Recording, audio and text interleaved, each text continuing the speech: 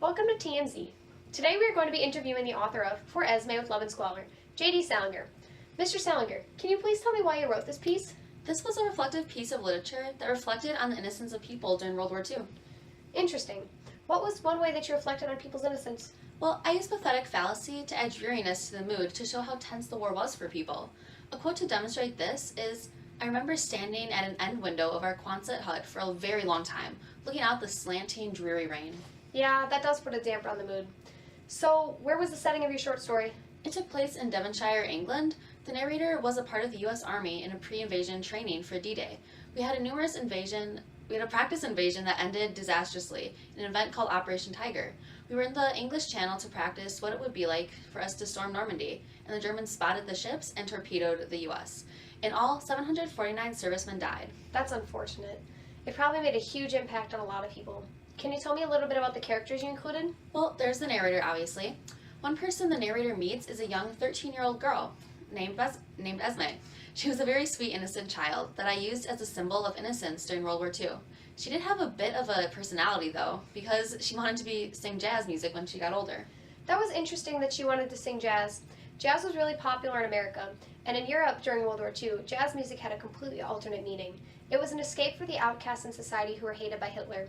Jazz represented freedom for the people who didn't have any freedom at the time.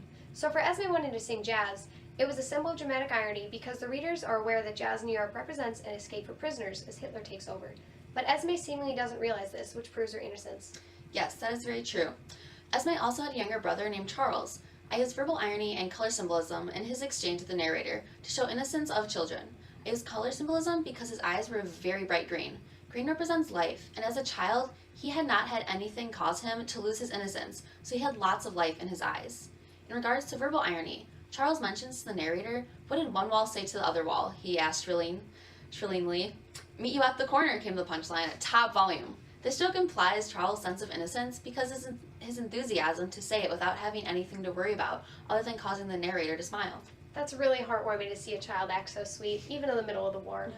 Were there any other characters that were involved? One character that wasn't specifically in the story but referred to was Esme and Charles' dad. Esme tells the narrator that he was Slain in North Africa. This was a euphemism disguising the word killed so Charles wouldn't feel upset.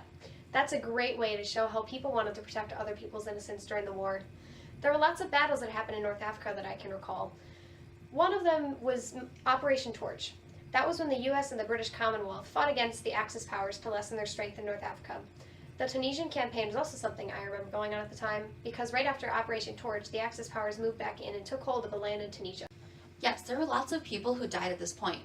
So before what can be considered the second half of the story, when the narrator shifts from first to third person, he has a brief word with Esme, in which she says, "I hope you return with all your faculties intact."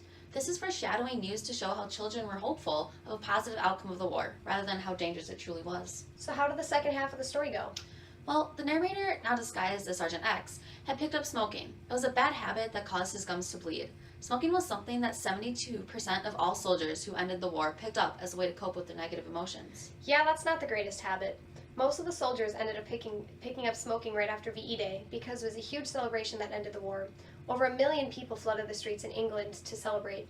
Were there any other character interactions in the second half of the story? Yes, there's an exchange between Sergeant X and his friend Corporal Z, in which Sergeant X uses verbal irony in the form of sarcasm, saying, "That cat was a German spy, you had to take a pot shot at it." This was used to show Sergeant X's lack of innocence after he got hurt in the war. So did he end up getting hurt? Yes, he was not able to concentrate much, or read for that matter. There was a part in the story where he tries to read a German book that belonged to a Nazi official, but couldn't do it. The book was called Die Zeit ohne Beispiel. I've heard of that. That was written by Joseph Goebbels, who was a well-known Nazi propagandist at the time. Nazi propaganda made a huge impact on the type of literature that could be bought throughout Europe. In this way, the type of literature stripped people of their innocence. Yes, that is very true. Besides not being able to concentrate, Sergeant X also had PTSD. His friend, Corporal Z's girlfriend, who was a psychologist, made a judgment on his PTSD saying, "No one goes insane from the war. You're probably just insane like your whole goddamn life." This was immense irony because she did not realize how much stress the war actually caused on people, proving how even smart and educated people were innocent about the war. Yeah, PTSD is really bad. It was a bad effect of the war. 1 in every 15 soldiers who returned from the war suffered from nightmares, flashbacks, anxiety, or other forms of post-traumatic stress. Was there a way that Sergeant X got over his PTSD? Well, his friend Corporal Z tried to distract him from his PTSD by getting him to listen to the radio and hear Bob Hope. Bob Hope was a well-known comedian and public figure during the time of World War II and afterwards. He was quite well known in history during the war and gave people a lot of, no pun intended, hope and relief from the stress of the war. Are there any other final points you'd like to add before we close? Yes, Esme finally wrote the narrator the letter at the end like she promised. She also included her father's watch in the letter, but it was broken in transit.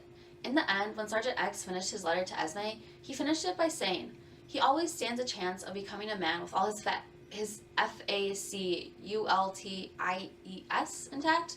This was important for Sergeant X to end this way because it showed how he wanted to keep Esme's innocence alive.